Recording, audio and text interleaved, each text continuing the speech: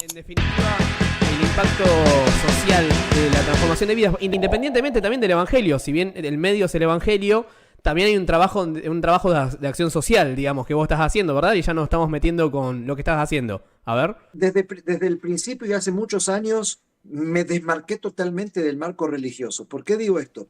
Porque la iglesia religiosa Sí. ha sacado el culto de las cuatro paredes y Wow. puso el culto en la plaza. Sacó el culto de las cuatro paredes y lo puso en el evento evangelístico en la escuela. Todo el mismo formato. Y de repente hoy toca brindarle una solución a la gente. De hecho, las redes sociales, Instagram Sí. o Facebook, todos te dicen, viejo, vos tenés que dar contenido de valor. Ese Es contenido verdad. de valor es el enganche para que tengas un seguidor. Bueno, Jesús dio contenido de valor todo el tiempo, y el contenido de valor lo daba en comida, lo daba en abrazos, lo daba en consolación, lo daba estando presente compartiendo una mesa. Es cierto. Y no podemos con la misma estructura de sacar el culto dar ese contenido de valor, porque el contenido de valor de ese modo es solamente para mí, Exacto. solamente para nosotros que entendemos la oración, que entendemos el canto, que entendemos la liturgia, pero Sí. la gente necesita una acción que, como cuando Jesús dijo, che, denle ustedes de comer, ¿no? Entonces, dando a entender Sí. que quienes somos parte de ese reino, tenemos un contenido de valor que excede a lo verbal. Bien. Y ese es el camino por donde vamos. La mayoría de los que están ahí son chicos jóvenes, digamos. Chicos jóvenes o familias jóvenes, con temas y con un lenguaje que ellos puedan entender, ¿no? O Claro. sea, eh, van a haber 500.000 críticas, pero de repente considero que ¿por qué una prédica tiene que ser en un púlpito? ¿Por qué no puede ser en una Buena mesa? pregunta. Estamos pensando en activar a una generación de líderes, escuchar lo que te voy a decir, que está a 25 años de distancia del liderazgo actual. Se quedó lejos, no en distancia, no en distancia geográfica, sino en distancia temporal, digamos. O sea, te doy un ejemplo, A un ver. ejemplo. Evangelismo tradicional. Vengo a decirte la gran noticia. Jesús te ama. ¡Wow! Es como que yo te venga y te diga, tengo la gran noticia para decirte. El hombre llegó a la luna. Es una Sí. estupidez. Sí, sí, sí, Entonces, sí. decir que Jesús te ama, ¿sí? 2000 años después, aunque es una verdad, ya es una noticia vieja. Exacto. Entonces, Dios eterno tiene la capacidad de expresarse de 1000 maneras innovadoras para tocar a esta generación. Sí. Pero tenemos las vaquitas sagradas que no nos permiten llegar a esta generación porque queremos llegar a la gente a través de la ley del embudo, pero al revés, ¿no? La ley El del mundo embudo al revés, tiene una, claro.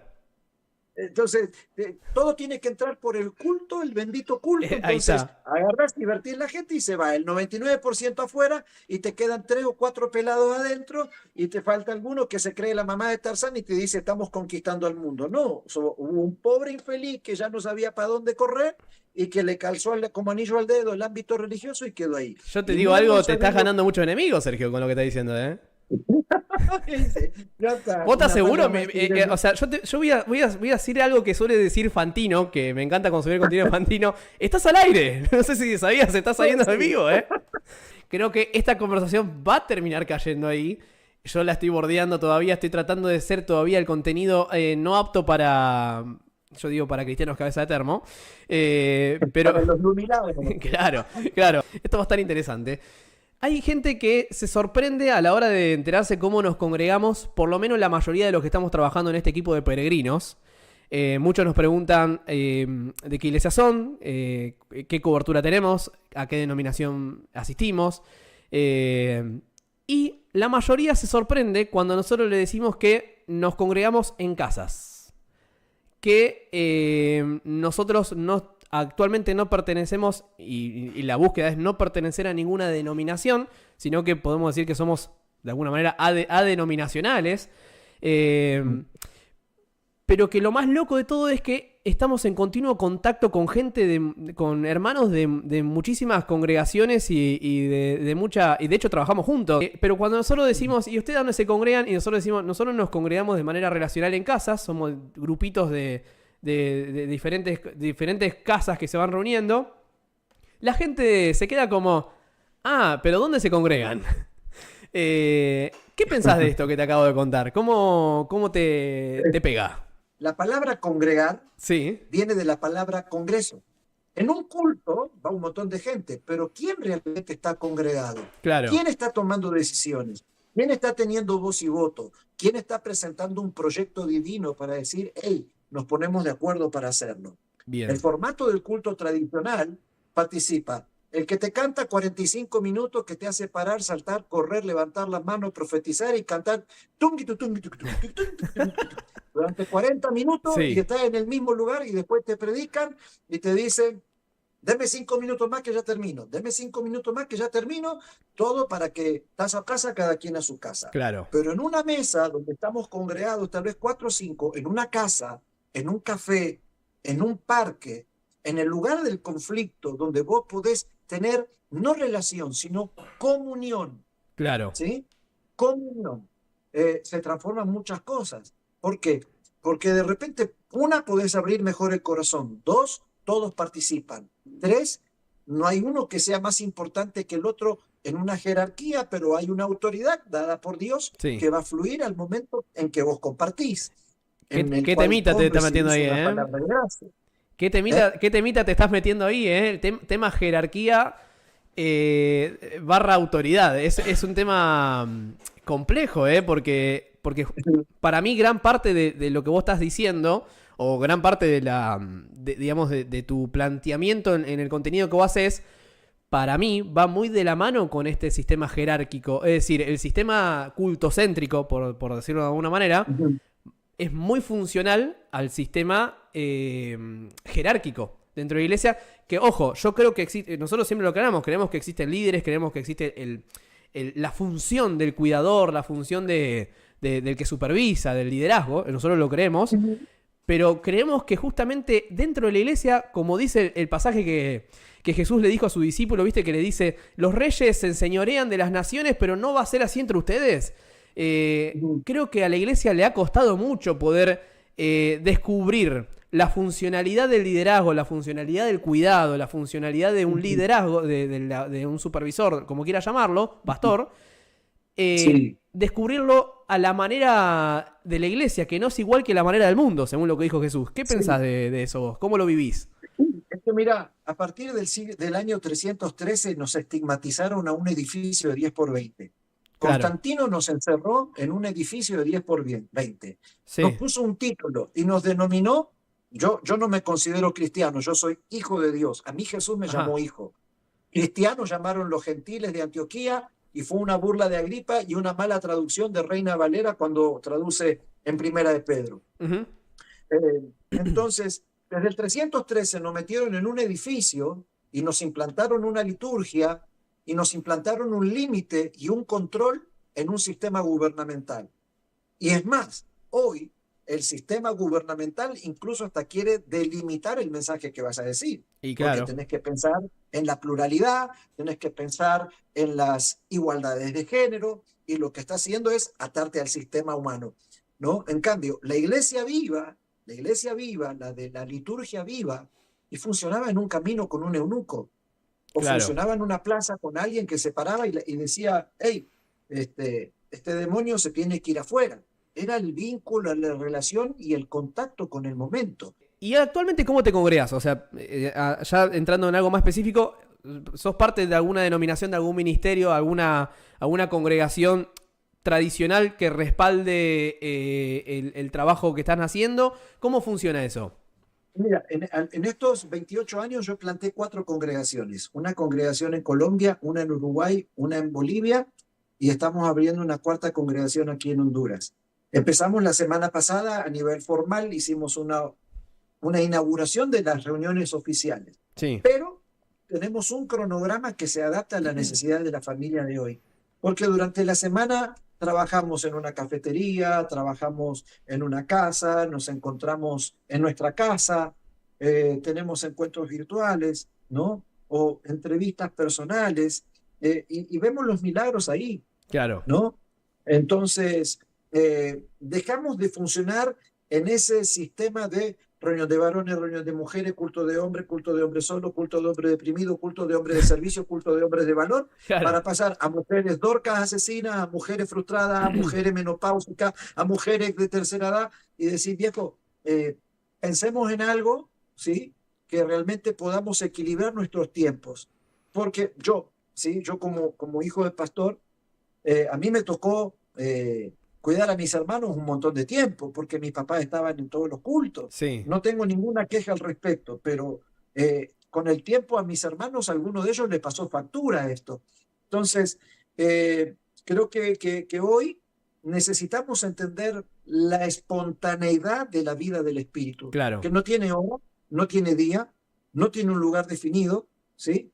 Jesús dijo, los que son del Espíritu son como el viento, están aquí, están allá, Sí, ¿sí? Nadie sabe de dónde viene ni a dónde va, pero está presente. Tenemos un río adentro de nosotros. El que cree en mí, como dice la Escritura, en su interior correrán ríos de agua viva. Pues tremendo. somos un fluir continuo.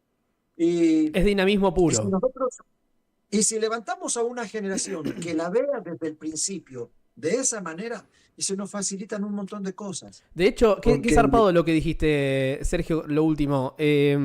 Una generación que la empieza a ver. En mi interacción con hermanos de otras denominaciones, de otras congregaciones, estoy viendo que están empezando a ver eso que incluso a mí me costó muchos años verlo, y lo están viendo más rápido.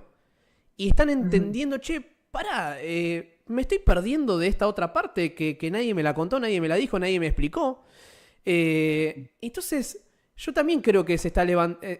No sé cómo va a ser, pero sí creo que este tipo de conversaciones, el contenido que vos y yo hacemos en redes sociales, que hacemos con los chicos de Peregrinos, y así un montón de personas más que se están involucrando, creo que empieza a aparecer esa generación que está viendo algo que no sé por qué antes no se veía tanto. No digo que no se veía, pero quizás no se veía tanto, o lo que se veía era otra cosa. le preguntaba a Dios dos cosas. ¿Cómo vamos a hacer para tocar a esta generación? Y el Señor me dio una respuesta contundente. Sergio, necesitas reactivar a los líderes que fueron frustrados entre el año 2005 y 2020. Todo ese liderazgo de jóvenes que lo castraron los pastores o líderes predecesores a ellos, Sí, que o renunciaron o abandonaron o se cansaron o se apartaron. ¿Sí? Esos chicos habían sido discipulados, formados, fueron fieles, fueron leales, pero como hoy estamos en otro tiempo donde el ministerio se lo voy a heredar a un hijo, uy, qué ¿sí? tema, ¿eh? El ministerio se lo voy a heredar a un hijo porque quiero que mi hijo continúe mi legado, pero lo encubierto es no quiero perder mi esfuerzo ministerial, Sí, volviendo a un sacerdocio arónico, cuando en realidad en la gracia no es por herencia sanguínea, sino por llamado. claro. Esa generación de jóvenes quedó relegada. Entonces digo, hay que levantar otra vez ese liderazgo frustrado que fue dañado, porque cuando vos vas a una guerra no se convocan nuevos soldados, se llama la reserva. La Claro. reserva ya sabe usar el arma, la reserva ya conoce la rutina, la reserva ya conoce la hoja de ruta. Y los chicos de ahora, tocados por esos chicos restaurados, tenemos una velocidad increíble para discipular y para Sí. entrenar, pero ya no sentados en un banco, en el campo de acción a estos chicos. Ahora, Porque sí, no, termina. a esta generación no necesitas darle una actividad en un templo, necesitas identificarlo con una causa. Lo identificaste con una causa y ganaste un voluntario para toda la Claro. vida. Lo que pasa es que a veces las únicas causas posibles estaban dentro de un templo. Entonces, si no eras músico, era limpiar el baño. Si no era limpiar el baño, era acomodar a la gente a la hora que llegaba. Y lejos estaba, era para unos pocos hacer alguna misión en alguna zona de la ciudad o en otro país. Sí. Es muy zarpado eso que vos estás diciendo.